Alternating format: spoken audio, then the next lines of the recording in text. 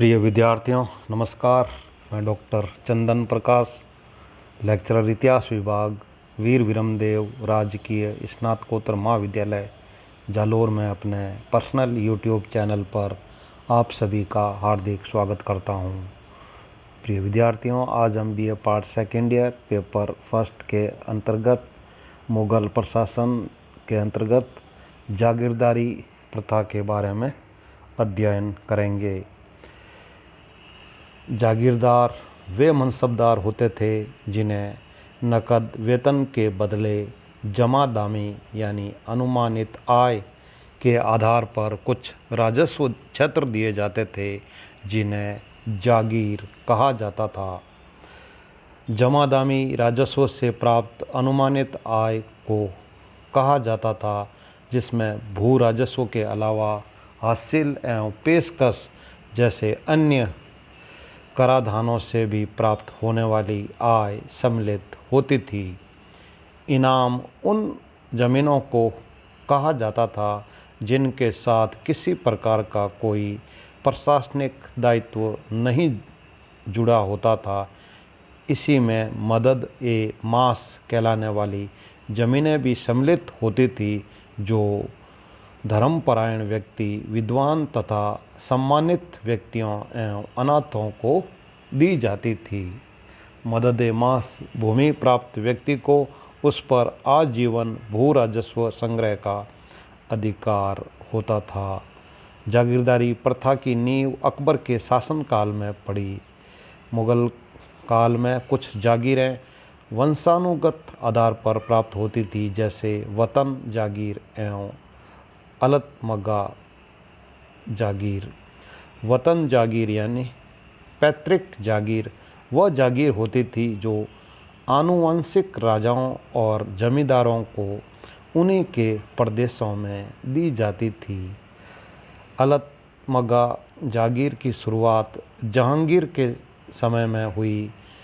यह एक सरकारी अनुदान के रूप में केवल उन्हीं को दी जाती थी जिन परिवारों पर बादशाह की विशेष कृपा होती थी।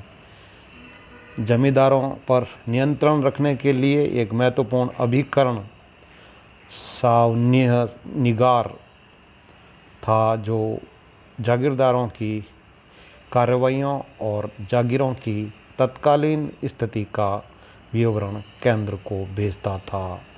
जागीरों में भू राजस्व प्रशासन से संबंधित चौधरी और कानूनगो नामक वंशानुगत अधिकारी होते थे। जागीरों को हस्तांतरित किया जा सकता था। यह एक मनसबदार के पास सामान्यतया 4 वर्ष से अधिक नहीं रह सकती थी।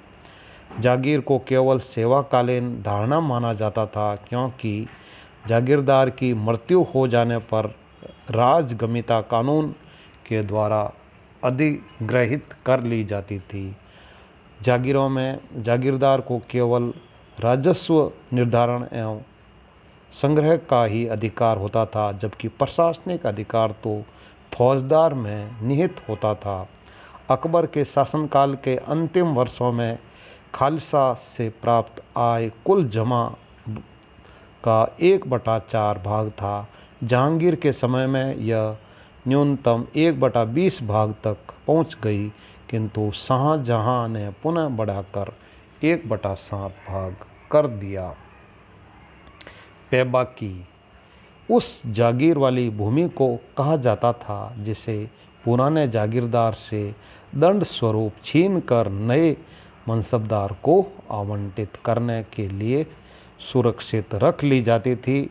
तब इसकी व्यवस्था सरकारी कर्मचारियों द्वारा की जाती थी और आय शाही कोष में जमा होती थी। जमींदारी प्रथा मुगल काल में जमींदार वे भूस्वामी होते थे जिन्हें कुछ ग्रामों से भू राजस्व वसूल करने का वंशानुगत अधिकार होता था। जमींदार अपनी जमींदारी का वंशानुगत अधिकारी होने के बावजूद भूमि का मालिक नहीं था। किसान जब तक नियमित भू राजस्व अदा करता रहता, तब तक उसे भूमि से बेदखल नहीं किया जा सकता था। जमींदार को मुगल काल में देशमुख, पाटिल अथवा नायक आदि नामों से भी जाना जाता था। शाहजहां ने ठेकेदारी प्रथा का प्रचलन किया था। भू राजस्व की वसूली के लिए जमींदारों को राजस्व का एक हिस्सा कमीशन के रूप में प्राप्त होता था, जो राजस्व का 10% से लेकर 25% तक हो सकता था। जागीरदारी और जमींदारी में प्रमुख अंतर यह था कि जागीरदारी हस्तांतरित होती रहती थी, जबकि जमींदारी एक स्थायी पुश्तैनी हक होता था। प्रिय विद्यार्थियों, इस प्रकार आज हमने मुगल प्रशासन में जागीरदारी प्रथा के बारे में अध्ययन किया है। Very thanks.